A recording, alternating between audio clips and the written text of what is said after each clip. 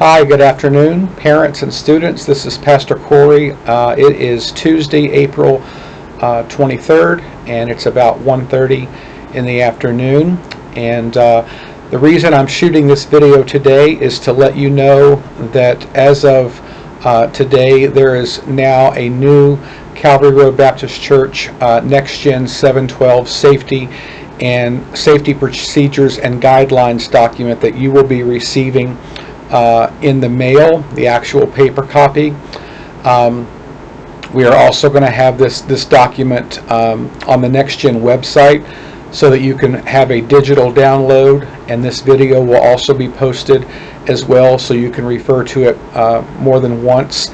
But we now have the need, as we continue to see more and more new faces coming out, especially during our midweek program.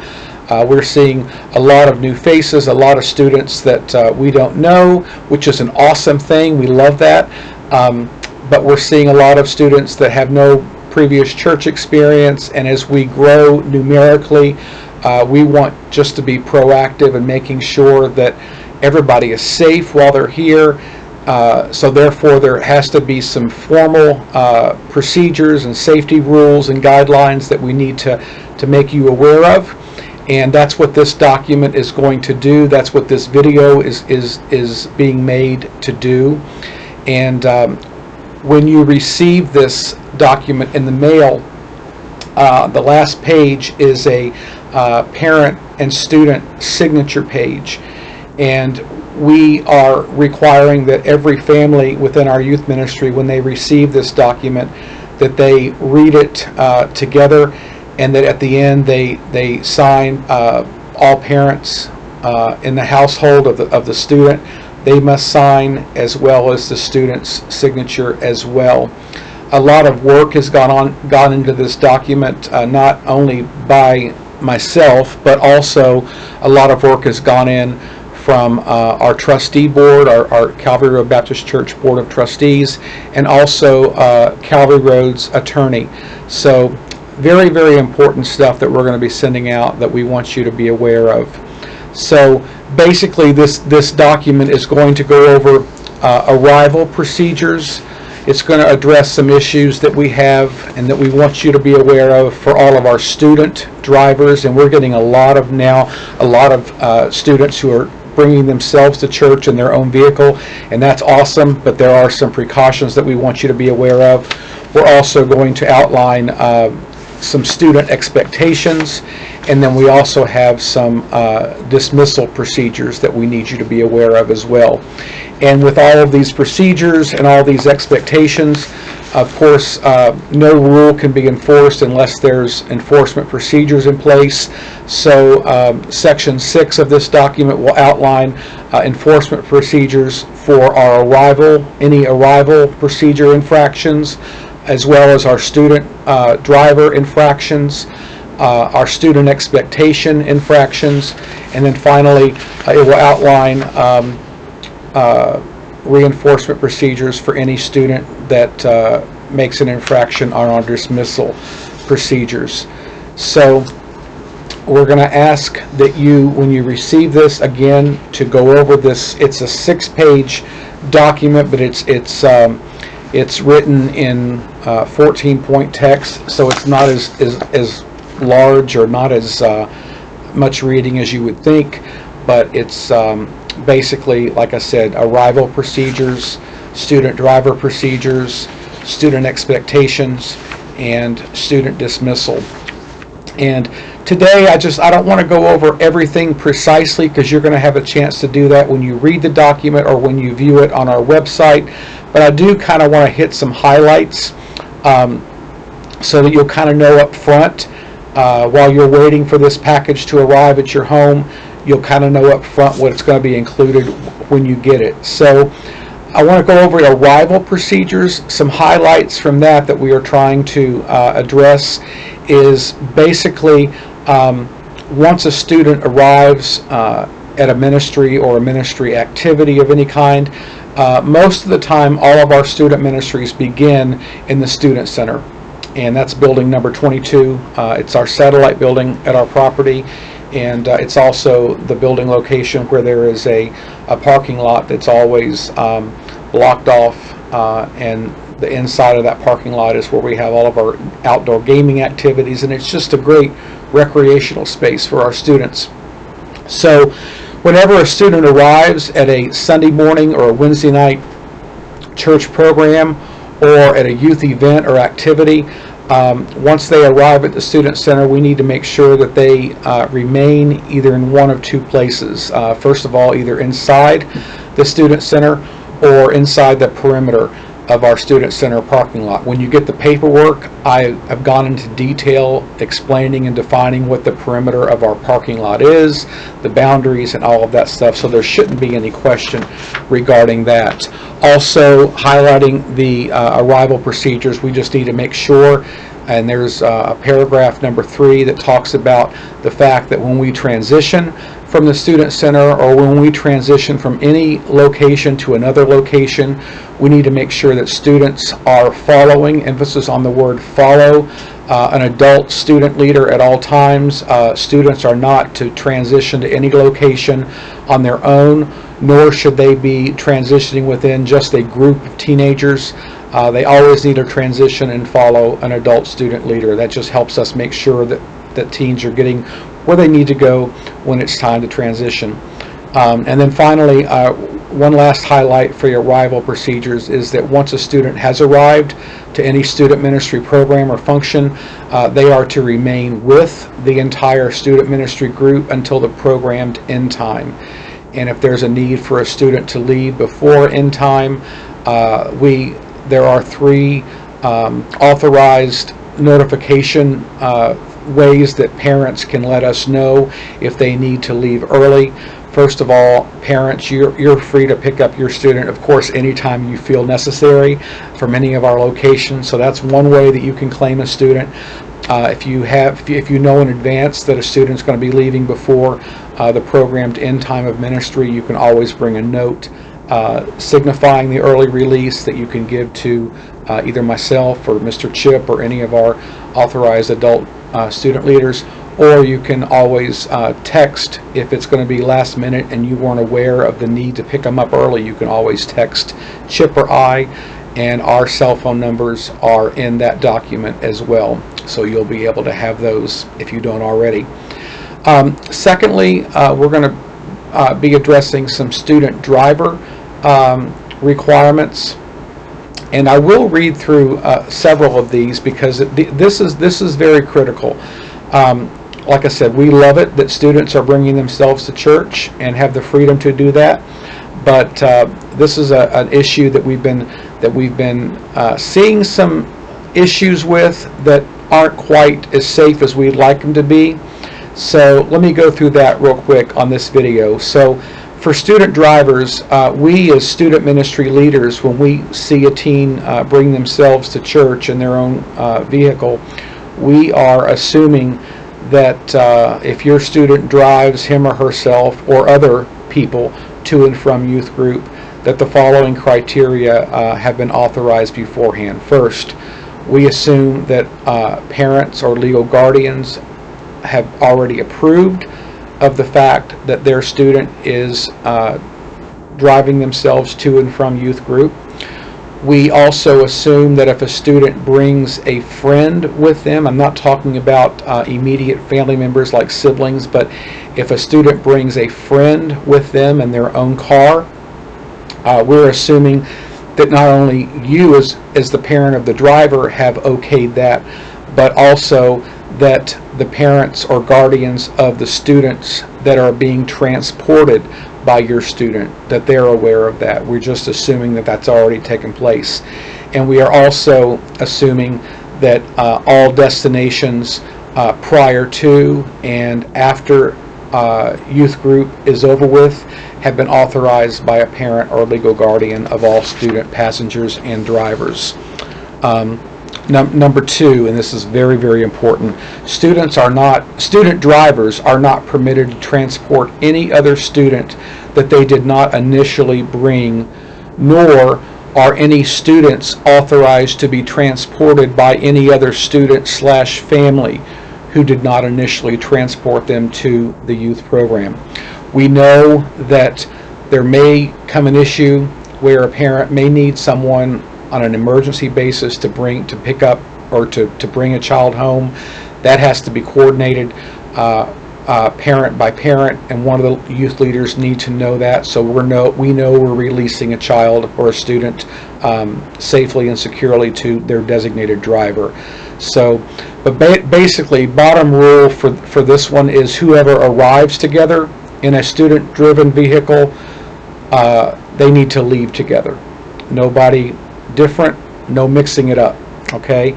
Also, number 3, student drivers are not permitted to return to his or her car for any reason until it is time for him or her to go home. And again, that's unless there's been prior verbal consent of either myself, Mr. Chip, or an authorized adult student leader. So student drivers should not be going out to their car until it is time to go home. And then finally, for student drivers, which is also very important, student drivers are not permitted to bring any students other than the ones that they transported to their cars. And there is to be no loitering at, around, or inside the student's car for any reason. Students are always required to remain with the youth group and youth leaders during the youth program time frames. Okay, so we can't have students bringing other students to their cars unless it's time for them to go home, and the ones that are being brought to their car are the ones that actually rode with them when they came to church. All right. Next, we have section 4, which identifies some important student expectations. Number 1 is that all students, while on the CRBC campus and property, always are to remain with the youth group and adult student leaders until it is time to leave, unless approval has been given by myself, Mr. Chip, or any other authorized student leader. So while students are here on campus, they're to remain with the leadership and the student ministry at all times, unless there is some verbal consent by you as the parent or any of our leaders. Number 2, student expectation. I'm going to read this verbatim because I want to make sure I get this right as it's written. No prescription / over-the-counter drugs may be administered student to student, nor may any and all prescription or over-the-counter drugs be distributed / sold / purchased student to student. Now, adult student leaders are authorized to administer over-the-counter drugs to students, and this is for things like headaches or diarrhea or upset stomach or whatever. We can do that, but only after we have a written or a verbal consent from a parent. We will never give your student any kind of OTC drug for pain or for anything like that until we first know that it's okay by the parent. And then number 3, under student expectations, the use of tobacco, e-cigarettes, vapes, juuls, whatever students are calling all these things these days, is always strictly prohibited and forbidden while on CRBC campus. And just as I'm sure you know this, but in accordance with the laws of Virginia, possession or use of tobacco / nicotine products is illegal for users under the age of 18. And effective 1 July of this year, 2019, the minimum legal age will be raised from 18 to 21. Number 4, under our student expectations, states this: the use / distribution / sale of marijuana, alcohol, and all other illegal drugs / pills of any kind is always strictly forbidden while on the CRBC campus and property. Bottom line, it's illegal. And we'll talk more about that under the enforcement procedures. And then finally, number 5, under student expectations, is that weapons of all kind are strictly forbidden on the CRBC campus and property. For example, weapons of any kind, firearms of any kind. knives, and just to be safe, we are restricting any blade size. So even just a pocket knife, while they're here, we don't really have boxes that need to be opened, so you can keep the pocket knives at home. And of course, explosives are included in that list. So weapons of any kind, firearms, knives of any size, blades, and explosives. Those are all illegal. And then finally, we just have one student dismissal procedure, and that is the students must not leave any youth program until it has been formally dismissed for any reason, unless prior approval has been given by the student's parents or legal guardian, and early dismissals must be coordinated in accordance with the procedures outlined in Section 2, paragraphs 4, A, B, and C, which you'll be able to see when you see the document. Unless otherwise specified by parents, all students will be dismissed to meet up with parents or await for pickup or return to their family vehicle or personal vehicle at the close of any youth program. If you would prefer that your student not wait unaccompanied for you to pick them up, well, just please let myself or Mr. Chip know and ensure that you're on time for pickup. And the reason that I am stating that it's important for you to be on time is because myself and other youth leaders, we have families to attend to, and we need to leave on time as well. So for Sunday morning programming, the appropriate pickup time for your students is 12:15 p.m. Okay, and appropriate pickup time for Wednesday evening is anywhere between 8:30 and 8:45 at the latest. And in the document you're going to get in the mail, you will see where every student is located at every hour on Sunday morning, and you'll also be able to see and identify where all students are on Wednesday night while they're here at entry point. There are enforcement procedures for arrival infractions. There are enforcement procedures for student driver infractions, and there are separate enforcement procedures from student expectations. And you'll be able to look those over when you get the documentation. One thing that's very important for issues regarding illegal drugs or weapons, there will not be a warning. There will not be any other notification to parents if there is a student that we catch with illegal drugs or in possession of any weapon of any kind. It has been mandated by our Board of Trustees that law enforcement will be contacted by the CRBC staff or volunteers.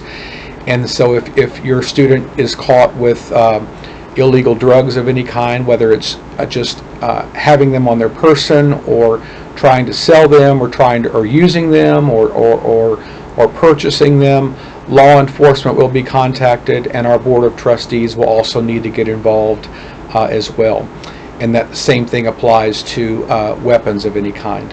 So you'll be able to read more about that in the paperwork. So once you've had a chance to look over this document, you'll be able to, on the signature page, list the name of the students that are involved in the student ministry of Calvary Road, and that's any student in grades 7 through 12 in your household who take advantage of our ministry here, and we are glad that they do.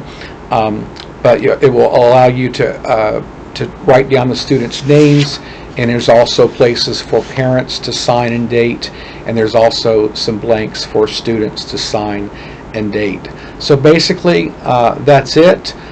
This video is going to be posted on YouTube, and in your documentation that you'll receive in the mail, you'll be able, I will give you instructions, easy instructions on how you can go to YouTube and search for this video if you need to watch it again. It will also be posted on the CRBC Next Gen 712 YouTube channel. And if you go to youtube.com and do a search for CRBC Next Gen 712, you'll be able to view and subscribe to our channel. It will always be posted there as well. But again, if you have any questions or comments, like I said, we're trying to be proactive here. We're trying to address any issues before they become issues, and we're just trying to make an environment that's going to be very, very safe and secure for students. We love the fact that your students are inviting other friends to come to church. We love that. We have great ministry opportunities, and I'm here just to make sure that we're doing all that we can to honor the Lord and to honor each other as we serve and minister together. I'm thankful for you as parents who give us the freedom and the privilege of ministering to your young person, and I'm always here. If you need to reach out to me, my email address is pastorcorey at crbc.org, and you can always reach me at the church office, 703-922-6700, and you'll also have mine and Chip's cell phone number in the documentation that will be in the mail in the next day or two. All right, so thanks for watching. Thanks for listening. If you have any questions, reach out, and I appreciate you very, very much. Have a wonderful day. Bye-bye.